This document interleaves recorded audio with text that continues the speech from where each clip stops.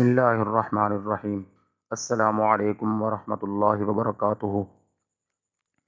دوستو، آج رمضان المبارک کی 2 تاریخ ہے اور نیکیوں کا موسم بہار یعنی ماہ سیام اپنی آب و تاب کے ساتھ رواں دواں ہے۔ اللہ کے بندے اس مہینے کے اندر زیادہ سے زیادہ اپنے رب کو راضی کرنے کی کوشش کرتے ہیں۔ نماز کے ذریعے، دعاؤں کے ذریعے، وظائف کے ذریعے، قرآن کریم کی تلاوت کے ذریعے، ذکر و اذکار کے ذریعے اپنے رب کو راضی کرنے کی کوشش کرتے ہیں اور نیکیوں کے موسم بہار سے زیادہ مستفید ہونے کی کوشش کرتے ہیں۔ دوستو، آج کے دن اور تاریخ کے حوالے سے ہم ایک حکم کو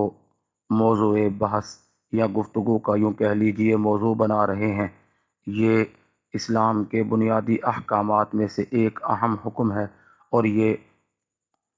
ممانعت ربا یعنی حرمت سود کا مسئلہ ہے۔ یعنی یہ سود اگر ہوتا اور سود کی اجازت ہوتی تو اس کا نقصان یہ ہوتا، اور اب بھی اگر کوئی آدمی سودی کاروبار کرتا ہے تو اس کا نقصان یہ ہوتا ہے کہ نچلا طبقہ پس کر رہ جاتا ہے اور معاشی طور پر اس کا استحصال ہو جاتا ہے، اور امیر آدمی امیر تر اور امیر ترین ہونے کی کوشش میں سرگرم عمل ہو جاتا ہے، اور متوسط یا یوں کہہ لیجئے کہ غریب طبقہ اور زیادہ پستا چلا جاتا ہے اور وہ ظلم و جبر کی اتھاہ گہرائیوں میں چلا جاتا ہے اور پنجائے استبداد سے یکسر متروک نہیں ہو سکتا۔ تو اسی ظلم و جبر اور جور و استبداد کو ختم کرنے کے لیے یہ حکم نازل ہوا۔ چنانچہ جب بنو مخزوم مسلمان ہو گئے، ان کے ذمے جو رقمیں بنو ثقیف کی تھیں انہوں نے وہ دینے سے انکار کر دیا۔ نوبت یہاں تک پہنچی کہ قتل و قتال کی نوبت آ گئی اور فریقین نے تلواریں سونت لیں۔ نبی کریم صلی اللہ علیہ وسلم کی خدمت عالیہ میں حضرت معاذ بن جبل رضی اللہ تعالی عنہ، جنہیں امت کے علماء میں سے ایک بہت بڑے عالم ہونے کا شرف من خطابی لسان رسول اللہ صلی اللہ علیہ وسلم حاصل تھا، انہوں نے یہ واقعہ نبی کریم صلی اللہ علیہ وسلم کی خدمت عالیہ میں لکھ بھیجا تو یہ آیات کریمہ نازل ہوئیں۔ یا ایھا الذین آمنوا اتقوا اللہ وذروا ما بقی من الربا ان کنتم مؤمنین، یعنی اے ایمان والو، اللہ سے ڈرو اور جو کچھ سود تمہارے ذمے ہے اسے بالکل چھوڑ دو اگر تمہیں اس کی رحمت کا یقین ہے۔ اور آگے چل کر یہ بھی ارشاد فرمایا کہ جو آدمی سودی معاملے سے باز نہیں آتا اور سودی لین دین کرتا رہتا ہے تو فرمایا فَأْذَنُوا بِحَرْبٍ مِّنَ اللَّهِ وَرَسُولِهِ، کہ پھر تم اللہ اور اس کے رسول صلی اللہ علیہ وسلم کے ساتھ جنگ کے لیے تیار ہو جاؤ۔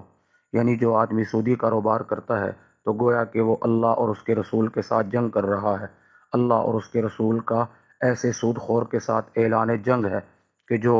واضح حکم آ جانے کے بعد بھی باز نہیں آتا۔ چنانچہ جب یہ حکم نازل ہوا تو حضرات صحابہ کرام رضوان اللہ علیہم اجمعین نے بالکل سود کو یکسر چھوڑ دیا، بالکل ایسے ہی کہ جیسے جب شراب کی حرمت کا اعلان ہوا تھا تو انہوں نے شراب کا بیچنا، شراب کا خریدنا، شراب کا بنانا بالکل چھوڑ دیا تھا، یہاں تک کہ وہ برتن بھی توڑ دیے تھے جن برتنوں میں شراب بنائی جاتی ہے۔ تو ظاہر ہے کہ جب سود کی حرمت کا اعلان ہوا تو مسلمانوں نے سود کو بالکل چھوڑ دیا اور وہ رقمیں جو ان کے ذمے تھیں وہ بھی انہوں نے کالعدم قرار دے دیں، اور وہ رقمیں جو ان کی کافروں کے ذمے تھیں وہ بھی انہوں نے لینے سے انکار کر دیا اور صرف اصل رقم تک ہی خود کو محدود رکھا۔ اس حکم سے کافروں کے دل میں یہ شائبہ آ سکتا تھا یا فطری طور پر ان کے دل میں یہ بات آ سکتی تھی کہ اس سے تو ہمیں بہت بڑا نقصان پہنچ رہا ہے۔ تو نبی کریم صلی اللہ علیہ وسلم نے، چونکہ یہ حکم سن 9 ہجری میں نازل ہوا، تو حجۃ الوداع کے موقع پر نبی کریم صلی اللہ علیہ وسلم نے ارشاد فرمایا کہ جس طرح اس سے کافر متاثر ہوئے ہیں مسلمان بھی متاثر ہوئے ہیں، اور آپ نے اپنے عم محترم یعنی حضرت عباس رضی اللہ تعالی عنہ نے وہ رقمیں جو کافروں سے لینی تھیں اور اصل رقم کے علاوہ زائد رقمیں تھیں وہ ساری کی ساری آپ نے کالعدم قرار دے دیں۔ یہ بتا دیا کہ جس طرح اس حکم سے کافر متاثر ہوئے ہیں مسلمان بھی متاثر ہوئے ہیں۔ آپ نے اس کی عملی تفسیر اور عملی تشریح پیش کر دی کہ آپ نے اس کی ابتدا خود اپنے گھرانے سے کی، جو کہ لقد کان لکم فی رسول اللہ اسوۃ حسنہ کا عملی مظہر ہے کہ جو حکم آیا اس کو آپ نے سب سے پہلے اپنے گھر سے لاگو کیا۔